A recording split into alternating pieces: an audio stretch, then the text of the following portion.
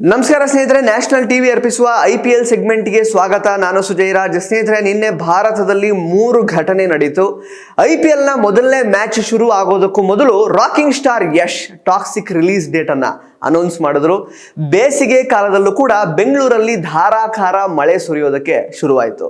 And ಮೊದಲನೇ match ಅನ್ನ ಯಾರಿಗೂ ಬಿಟ್ಕೊಡ್ದೇನೆ RCB ಹಾಲಿ ಚಾಂಪಿಯನ್ಸ್ KKR ಅನ್ನ ಅವರದ್ದೇ ಹೋಮ್ ಗ್ರೌಂಡ್ ನಲ್ಲಿ ಸದೆ ಬಡಿತು. ಎಸ್, IPL 18ನೇ ಸೀಸನ್ನಲ್ಲಿ ರಾಯಲ್ ಚಾಲೆಂಜರ್ಸ್ ಬೆಂಗಳೂರು ಗೆಲುವಿನ ಆರಂಭವನ್ನ ಶುರು ಮಾಡಿದೆ. ರಜತ್ ಪಟಿದಾರ್ ನೇತೃತ್ವದ RCB ತಂಡ ಹಾಲಿ ಚಾಂಪಿಯನ್ಸ್ಗಳನ್ನ ಅವರದ್ದೇ ಹೋಮ್ ಗ್ರೌಂಡ್ನಲ್ಲಿ 7 ವಿಕೆಟ್ ನಷ್ಟಕ್ಕೆ ಸೋಲಿಸಿದೆ.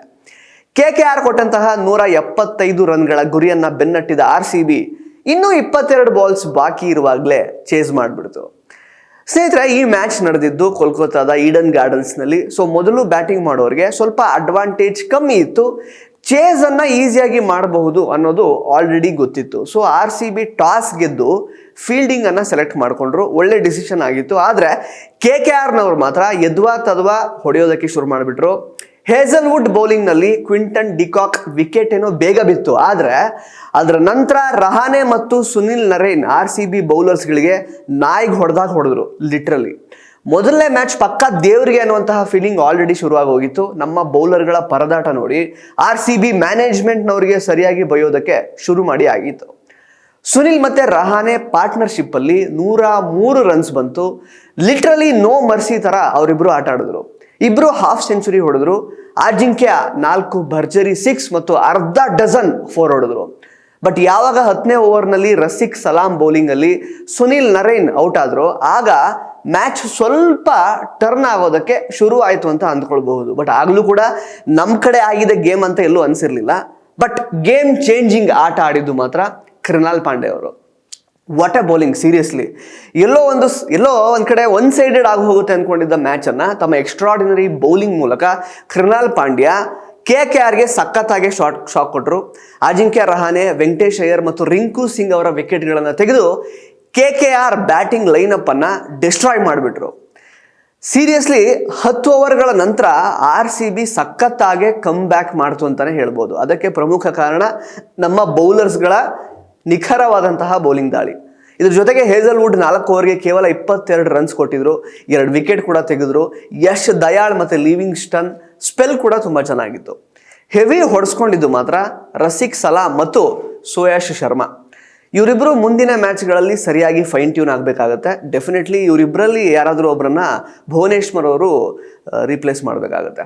ಇನ್ನು ನಮ್ಮ ಬ್ಯಾಟಿಂಗ್ ಅಂತ ಬರೋದಾದ್ರೆ 20 ಓವರ್ಗಳಲ್ಲಿ 175 ರನ್ಗಳ ಗುರಿಯನ್ನ ನಾವು ಚೇಸ್ ಮಾಡಬೇಕಾಗಿತ್ತು. RCB ಕೇವಲ ಇದನ್ನ ಚೇಸ್ ಮಾಡೋದಕ್ಕೆ ತಗೊಂಡಿದ್ದು 16.2 ಓವರ್ಸ್ ಅಷ್ಟೇ. ಸೊ ಪಿಂಕ್ ಸಾಲ್ಟ್ ಸಖತ್ತಾಗಿ ಸ್ಟಾರ್ಟ್ ಮಾಡಿಕೊಟ್ರು. ಇನ್ಫ್ಯಾಕ್ಟ್ ಕ್ರಿಸ್ ಗೇಲ್ ನಂತರ RCBಗೆ ಈ ರೀತಿ ಒಬ್ಬ ಭರ್ಜರಿ ಸ್ಟಾರ್ಟ್ ಕೊಡುವಂತಹ ಬ್ಯಾಟ್ಸ್ಮನ್ ಬೇಕಿತ್ತು. ಎಷ್ಟೋ ಸಲ ಪಿಂಕ್ ಸಾಲ್ಟ್ ಕ್ರಿಸ್ ಗೇಲ್ನವ್ರನ್ನ ನಿನ್ನೆ ಜ್ಞಾಪಿಸ್ಬಿಟ್ರು. ನಿಮಗೂ ಹಾಗೆ ಅನ್ಸಿದ್ರೆ ದಯವಿಟ್ಟು ಕಮೆಂಟ್ ಬಾಕ್ಸಲ್ಲಿ ಕಮೆಂಟ್ ಮಾಡಿ. ಹಾಗೆಯೇ ಕೊಹ್ಲಿ ಕೂಡ ಇದ್ದಿದ್ರಿಂದ ಚೇಸಿಂಗ್ ಅಷ್ಟೇನು ಕಷ್ಟ ಆಗಿಲ್ಲ. ಇಬ್ರು ಹಾಫ್ ಸೆಂಚುರಿ ಮಾಡಿದ್ರು. 9ನೇ ಓವರ್ನಲ್ಲಿ ವರುಣ್ ಚಕ್ರವರ್ತಿ ಬೌಲಿಂಗಲ್ಲಿ ಸಾಲ್ಟ್ ಔಟ್ ಆಗಿ ಹೋದ್ರು. ಅಷ್ಟೊತ್ತಿಗೆ ಆಗಲೇ 95 ರನ್ ಬಂದಿತ್ತು. ಪರವಾಗಿಲ್ಲ, ಆಟ ಆಡಬಹುದು, ಒಂದು ಹಂತಕ್ಕೆ ಗೆಲ್ತೀವಿ, ತೊಂದರೆ ಇಲ್ಲ ಅಂತ ಅನ್ಸಿತ್ತಾಗಲೇ. ಬಟ್ ನಂತರ ದೇವದತ್ ಪಡಿಕ್ಕಲ್ 10 ರನ್ ಹೊಡೆದ್ರು, ತಗೊಂಡಿದ್ದು 10 ಬಾಲ್ಸು. ಇದರ ನಂತರ ಕ್ಯಾಪ್ಟನ್ ರಜತ್ ಪಟಿದಾರ್ ಅವರು ಸಖತ್ತಾಗಿ ಆಟ ಆಡಿದ್ರು. ಬಂದು ಅವರೇನು ಜಾಸ್ತಿ ಅಡ್ಜಸ್ಟ್ ಆಗೋಕ್ಕೆಲ್ಲ ಟೈಮೇ ತಗೊಳ್ಳಿಲ್ಲ, ಸಖತ್ತಾಗಿ ಆಟ ಆಡಿ ಔಟ್ ಆಗೋದ್ರು. ನಂತರ ಲಿವಿಂಗ್ಸ್ಟನ್ ಜೊತೆ ಸೇರಿಕೊಂಡು ಕೊಹ್ಲಿ ಅವರು ಗೇಮ್ ಅನ್ನ ವಿನ್ ಮಾಡಿಸ್ಕೊಟ್ರು. ಸೊ ಈ ಮೂಲಕ RCB 3 ವರ್ಷಗಳ ನಂತರ ಕೋಲ್ಕತ್ತಾ ವಿರುದ್ಧ ಜಯ ಸಾಧಿಸಿದಂತೆ ಆಗಿದೆ. ಇದಕ್ಕೂ ಮೊದಲು RCB 2022ರ ಸೀಸನ್ನಲ್ಲಿ KKR ತಂಡವನ್ನ ಸೋಲಿಸಿತ್ತು. ಈ ಅದ್ಭುತವಾದಂತಹ ಗೆಲುವಿನೊಂದಿಗೆ RCB ಪಾಯಿಂಟ್ಸ್ ಪಟ್ಟಿಯಲ್ಲಿ ತನ್ನ ಖಾತೆಯನ್ನು ಸದ್ಯಕ್ಕೆ ಓಪನ್ ಮಾಡಿದೆ. ಸೊ ಯಾವ ದೇವ್ರಿಗೂ ಬಿಟ್ಟಿಲ್ಲ, ಅಥವಾ ಯಾರಿಗೂ ಸಹಾಯ ಮಾಡಿಲ್ಲ, ಅಥವಾ ಇನ್ನೊಂದು ತಂಡ ಗೆಲ್ಲಿ ಅಂತ ಈ ಸಲ ಆಟ ಆಡಿಲ್ಲ. ಫಸ್ಟ್ ಮ್ಯಾಚಲ್ಲೇ ನಾವು ಗೆದ್ದಿದ್ದೀವಿ. ಸೊ ಇದರಲ್ಲಿ ಇನ್ನೊಂದು ಇಂಪಾರ್ಟೆಂಟ್ ಏನಂತಂದರೆ ನೋಟಬಲ್ ಪರ್ಫಾರ್ಮೆನ್ಸಸ್ ಕೂಡ ಕಾಣ್ಬೋದಾಗಿತ್ತು ಫಸ್ಟ್ ಮ್ಯಾಚಲ್ಲಿ ಸ್ನೇಹಿತರೆ. ಬಿಕಾಸ್ ಜಿತೇಶ್ ಶರ್ಮಾ ಅವರ ವಿಕೆಟ್ ಕೀಪಿಂಗ್ ತುಂಬ ಚೆನ್ನಾಗಿತ್ತು. ಸಿಕ್ಕಾಪಟ್ಟೆ ಆಕ್ಟಿವ್ ಆಗಿದ್ರು ಅವರು ವಿಕೆಟ್ ಹಿಂದೆ. ಜೊತೆಗೆ ಯಶ್ ದಯಾಳ್ ಅವರ ಬೌಲಿಂಗ್ ಇನ್ನೂ ಏನು ಅಂದರೆ ಮಾಸ್ ಇಲ್ಲ, ತುಂಬ ಚೆನ್ನಾಗಿ ಅವರು ತಮ್ಮ ಆಟವನ್ನು ಕಾಯ್ಕೊಂಡಿದ್ದಾರೆ. ಅದು ನಿಜವಾಗ್ಲೂ ಇನ್ಸ್ಪೈರಿಂಗ್ ಅಂತ ಅನಿಸ್ತು. ಜೊತೆಗೆ ಹೇಸಲ್ವುಡ್ ಮತ್ತು ಲಿವಿಂಗ್ಸ್ಟನ್ ಫಾರಿನ್ ಪ್ಲೇಯರ್ಸ್ಗಳ ಆಟ ತುಂಬ ಚೆನ್ನಾಗಿ ಮೂಡಿ ಬಂದಿದೆ. ಸೊ ಅವರು ಈ ಸೀಸನ್ನಲ್ಲಿ ಅಸೆಟ್ ಆಗಿರ್ತಾರೆ ಅಂತ ನನಗೆ ಅನ್ನಿಸ್ತು ನಿನ್ನೆ ನೋಡುವಾಗ. ಅದನ್ನು ಹೊರತುಪಡಿಸಿದ್ರೆ ಅಫ್ಕೋರ್ಸ್ ಹೊಸ ಹುಡುಗರು ದೇವದತ್ ಪಡಿಕ್ಕಲ್ ಆಗಿರಬಹುದು ಅಥವಾ ಸುಯಶ್ ಶರ್ಮಾ ಮತ್ತು ರಸಿಕ್ ಸಲಾಮ್ ಅವರೆಲ್ಲ ಸ್ವಲ್ಪ ಇನ್ನೂ ಚೆನ್ನಾಗಿ ಫಾರ್ಮನ್ನು ಕಂಡುಕೊಂಡು ಸರಿಯಾಗಿ ಅವರ ಮೆಟಲನ್ನು ಪ್ರೂವ್ ಮಾಡಬೇಕಾದಂತಹ ಅವಶ್ಯಕತೆ ಇದ್ದೇ ಇದೆ. ಬಿಕಾಸ್ ಇದೊಂದು ದೊಡ್ಡ ಅವಕಾಶ, ಇದ್ರ ಮೂಲಕ ಅವರಿಗೆ ಬೇರೆ ಬೇರೆ ಅವಕಾಶಗಳು ಸಿಗುವಂಥ ಚಾನ್ಸಸ್ ಇರುತ್ತೆ. ಬಟ್ ಮೊದಲಿಂದನೇ ಅವರು ಚೆನ್ನಾಗಿ ಆಡೋದಕ್ಕೆ ಪರ್ಫಾರ್ಮ್ ಮಾಡೋದಕ್ಕೆ ಶುರು ಮಾಡಿದ್ರೆ ಅವರಿಗೆ ಒಳ್ಳೆ ಆಪರ್ಚುನಿಟಿ ಸಿಗ್ತಾ ಹೋಗುತ್ತೆ. And of course last but not the least, king Kohli ಅವರ ಕನ್ವಿಕ್ಷನ್ ಆಗಿರಬಹುದು, ಅವರ ಡೆಡಿಕೇಶನ್ ಪ್ಲಸ್ ಅವರ ಆಟದ ವೈಖರಿ, ಆಟದ ಪರವಾಗಿ ಇರುವಂತಹ ಅವರ ಪ್ಯಾಷನ್ನ ನೋಡುವಾಗ ನಿಜವಾಗ್ಲೂ ತುಂಬಾ ಇನ್ಸ್ಪೈರ್ ಆಗುತ್ತೆ. ಬಿಕಾಸ್ ಈ ಮನುಷ್ಯ ಪ್ರತಿ ಮ್ಯಾಚು ಆಟ ಆಡ್ತಾರೆ. ಜೊತೆಗೆ ಮೊದಲೆಲ್ಲ ಆಕ್ರಮಣಕಾರಿ ಆಟ ಮಾತ್ರ ಆಡ್ತಾ ಇದ್ರು, ಔಟ್ ಆಗಿರ್ತಾ ಇದ್ರು, ಕನ್ಸಿಸ್ಟೆನ್ಸಿ ಇಲ್ಲ ಅನ್ನುವಂತಹ ಒಂದು ವಿರೋಧ ವ್ಯಕ್ತವಾಗ್ತಾ ಇತ್ತು ಕೊಹ್ಲಿ ಅವರ ಆಟದ ಬಗ್ಗೆ. ಬಟ್ ಈಗ ಆಕ್ರಮಣಕಾರಿ ಆಟನೂ ಆಡ್ತಾರೆ, ಜೊತೆಗೆ ವಿಕೆಟ್ನ ಅವರು ಬಿಟ್ಕೊಡ್ತಾ ಇಲ್ಲ, ಅಲ್ಲೇ ನಿಂತ್ಕೊಂಡು is like very stable on the ground.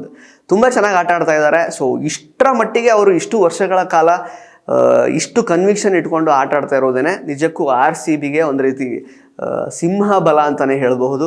So 18ನೇ season Virat Kohli ಅವರ ಜರ್ಸಿ ನಂಬರ್ ಕೂಡ 18ನೇ. ಸೊ ಈ ಸೀಸನಲ್ಲಾದರೂ ವಿರಾಟ್ ಕೊಹ್ಲಿ ಅವರ ಒಂದು ಶ್ರಮಕ್ಕೆ, ಅವರ ಒಂದು ಡೆಡಿಕೇಶನ್ಗೆ ಕಪ್ ಮೂಲಕ ಎಲ್ಲ ಆಟಗಾರರು ಸೇರಿಕೊಂಡು ಈ ಒಂದು ವಿನ್ ಮಾಡಿಸ್ಕೊಡ್ತಾರೆ IPL ಕಪ್ಪನ್ನು ಅಂತ ನೋಡಬೇಕಾಗಿದೆ ಸ್ನೇಹಿತರೆ. ಸೊ ಆರಂಭ ತುಂಬ ಚೆನ್ನಾಗಿದೆ, ಮುಂದೆ ಹೋಗ್ತಾ ಹೇಗಾಗುತ್ತೋ ಗೊತ್ತಿಲ್ಲ. ಇವತ್ತು CSK ಮ್ಯಾಚ್ ಕೂಡ ಇದೆ ಸ್ನೇಹಿತರೆ.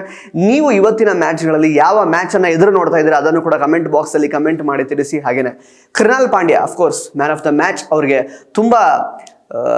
ಅವರಿಗೆ ಕೊಡಲೇಬೇಕಾಗಿತ್ತು. Actually much deserving man of the match ಅಂತಲೇ ಹೇಳ್ಬೋದು. ಕೃಣಾಲ್ ಪಾಂಡ್ಯ ಮೊದಲನೇ ಬಾರಿಗೆ RCBಗೆ ಡೆಬ್ಯೂ ಮಾಡಿದ್ದಾರೆ. ಸೊ ಮೊದಲನೇ ಪಂದ್ಯದಲ್ಲೇ ಆಕರ್ಷಕವಾದಂತಹ ಆಟವನ್ನು ಪ್ರದರ್ಶಿಸಿದ್ದಾರೆ. ಸೊ ಅವರ ಆಟದ ಬಗ್ಗೆ ನಿಮಗೇನು ಅನಿಸುತ್ತೆ ಅಂತ ದಯವಿಟ್ಟು ಕಮೆಂಟ್ ಬಾಕ್ಸಲ್ಲಿ ಕಮೆಂಟ್ ಮಾಡಿ ತಿಳಿಸಿ. ಧನ್ಯವಾದ.